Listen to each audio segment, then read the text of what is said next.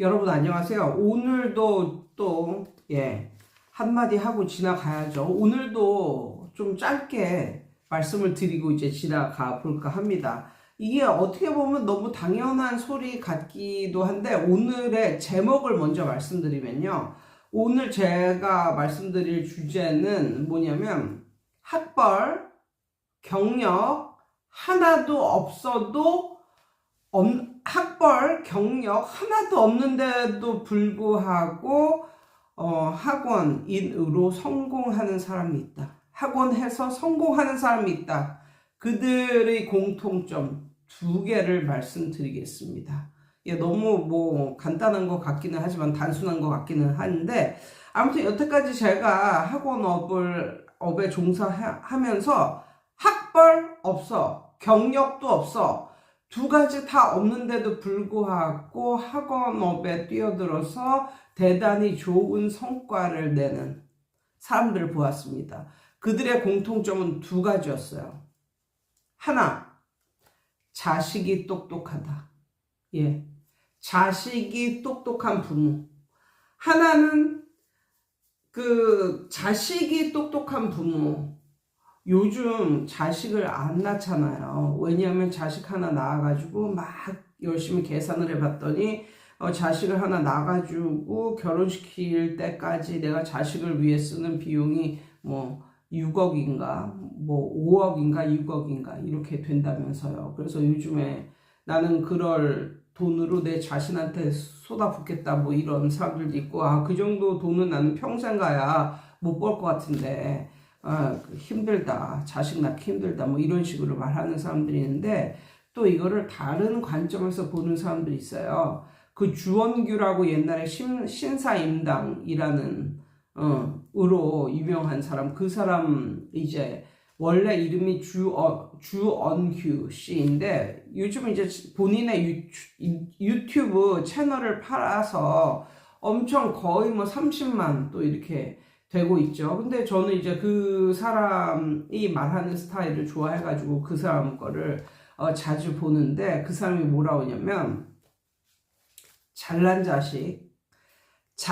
자식을 낳으면 그 사람이, 그러니까 자기가 그걸 발견한 게 아니라 그 사람이 이제 돈을 많이 벌었잖아요. 그러니까 돈을 많이 번 만큼 그 사람은 자기 그 돈으로 유명한 그런 사람들과 이렇게 만나서 컨설팅도 받고 이런다고 하더라고요. 근데 그 사람이 어떤 이제 뭐 좀 유명한 사람, 그런 사람하고 이제 만나서 이제 말을 했는데 그 사람으로부터 이제 배운 거죠. 그런데 그 사람이 뭐라고 말을 했냐면, 한 명의 똑똑한 자식을 갖는 것은 그 자식이 태어나자마자 1년에 연봉 2억씩을 꼬박꼬박 받아오는 것과 똑같다.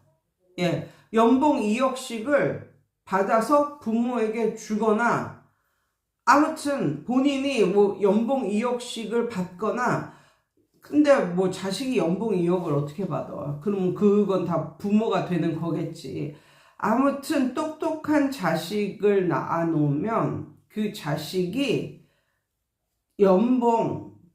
그러니까 20살이 돼서 그때서부터 연봉을 받는 게 아니고, 낳자마자 이 세상에 태어나자마자 그 순간서부터 얘는 연봉 2억씩 받아오는 애와 똑같다라는 말을 그 주원규 씨한테 해주더랍니다. 그래서 그 주원규 씨가 그 유명한 그런 교육 박사님하고 이제 그런 대화를 이제 함으로써 정말 많은 것을 배웠다고 뭐 이런 식으로 말을 하더라고요.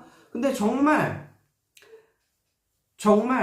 자식이 똑똑하면 이 부모가 정말 엄청나게 성장을 합니다. 한번 예를 들어 볼까요? 그러니까 대부분 우리 이게 살아가다가 이런 류의 사람들 굉장히 많이 만나요. 자식이 서울대 가죠? 이러면 엄마가 뭐가 되냐면 나는 이렇게 해서 아이를 키웠습니다. 뭐 이런 식으로 강연을 다니거나 교육 관계자가 반드시 됩니다. 만약에 자식을 하나가 아니라 막 두세 명, 뭐 이런 식으로 줄줄이 만약에 서울대를 보내고 뭐 이러잖아요. 이런 엄마는 뭐 굳이 뭐 어떤 활동을 하지 않아도 벌써 연락이 다 오고 굳이 어떤 활동을 하지 않아도 뭐 열심히 뭐 일을 하거나 뭐 그러려고 하지 않아도 벌써 불러주는 데가 굉장히 많고 그렇게 되면 이런 분들은 연봉 2, 3억이 그냥 되는 거예요. 그러니까 보통 50대 뭐 60대 여자들이 어디 가서 연봉 2, 3억을 법니까? 그런데 50대, 60대 때 연봉 2, 3억 받고 책도 쓰고 뭐 어디 뭐 연설도 다니고 이런 사람들이 바로 똑똑한 자식을 낳아서 기른 그런 사람들이거든요.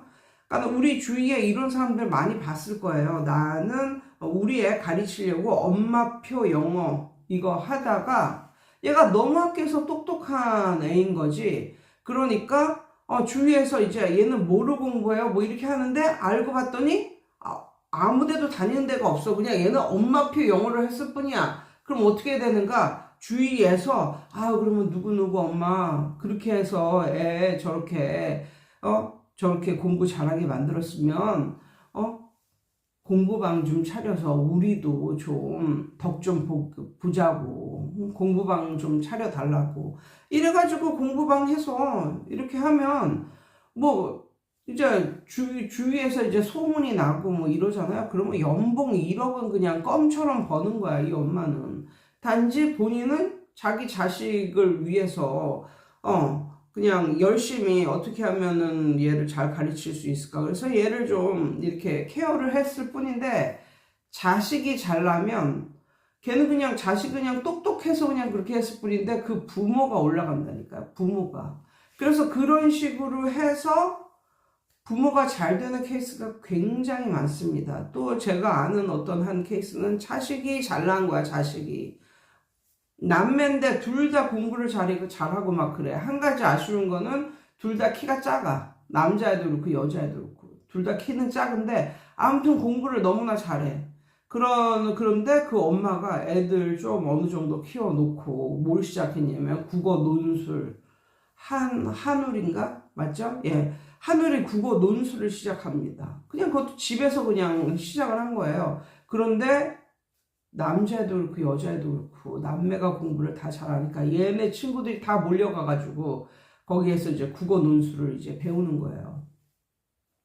뭐 이런 식으로 이 엄마는 뭐 어디 뭐 면접 보러 다니고 이런 것도 아니야. 그냥 자식이 그냥 공부를 잘했고 본인이 그냥 국어 논술 그거 좀 이렇게 하려고 했는데 그냥 그 엄마한테 무슨 신기술이 있는 것이냐. 사람들이 다 그냥 와가지고 걔한테 국어 논술을 듣고 그 애의 집에 와서. 그래서 이 엄마는 자기가 사는 집에서 공부방을 하는데 엄청나게 막 부흥을 하고 근데 그 엄마는 이제 스트레스 받기 싫다 이래가지고 공부방만 고집을 하시더라고요. 교수소로 나오지도 않고 그냥 나는 우리 애들 대학 갈 때까지만 공부방 하면서 이렇게 살겠다. 뭐 이런 식으로 자식 때문에 잘 되는 케이스가 똑똑한 자식 때문에 잘 되는 케이스가 굉장히 많습니다. 예전에 대치동에 있을 때 대치동 시절에 그 건물의 1층에서 그러니까 제가 있던 건물이 아니라 제가 있던 건물의 옆 건물인가 아마 그랬을 거예요. 거기서 이제 떡볶이 장사를 하는 아줌마가 있었는데 뭐 떡볶이, 오뎅, 뭐 와플 뭐 그 정도 파는 아줌마가 있었는데 그 아줌마의 자식이 1등인 거야. 1등. 전교 1등. 그러니까 전교 1등이니까 이 아줌마한테 아무도 함부로 하는 사람들이 없고 어떻게 하면 좀 정보 좀 얻어볼까 해가지고 항상 그 집에는 그 엄마들이 바글바글 했던 그런 케이스. 그런 케이스도 굉장히 많았고, 아무튼 그렇습니다. 자식이 똑똑하잖아요. 자식이 똑똑해서 어떤 동네에서 두각을 나타내던가 뭐 그러잖아요. 그러면 그 부모님은, 특히 아빠보다는 엄마가 그럴 확률이 많죠. 그 엄마가 공부방을 하거나 교습소를 하면 반드시 성공을 합니다. 반드시. 근데 반대의 케이스도 있어요. 반대의 케이스. 어떤 케이스냐면, 엄마는 굉장히 전문가야. 엄마는 굉장히 전문가고 학벌도 높고 경력도 많고 이런데 자식이 공부를 못해. 아니 거기서 더 나가서 자식이 개차반이라고 소문이 났어. 동네에. 그러면 이제 이 엄마는 그 동네에서는 비즈니스를 못하는 거예요. 그 동네에서는. 다른 동네에 가셔서 해야 돼요. 그러니까 이게 자식이 그 부모의 거울, 아니면 서로의 거울이 되겠죠. 부모도 자식의 거울, 자식은 부모의 거울. 왜냐하면 닮은 점이 엄청나게 많을 테니까. 그리고 사람들이 그렇게 생각을 해서 그런지, 아무튼 극단적으로 말을 한다면, 부모가 학벌도 없고 경력도 없지만 자식이 똑똑하잖아요. 이런 사람이 학원업을 했을 때 성공할 확률이, 본인은 실력이 있고 학벌도 높지만 자식이 개차반인 경우에 비해서 훨씬 높습니다. 훨씬. 예, 동네에서도 뭐 신임을 얻고 이런 확률이 전자가 훨씬 더 높습니다. 예. 그리고 두 번째, 학벌과 경력이 없어도 성공을 할 수 있는, 특히 학원업에서 성공을 할 수 있는 두 번째는 뭐냐면, 성품이 엄청나게 온유한 사람. 예.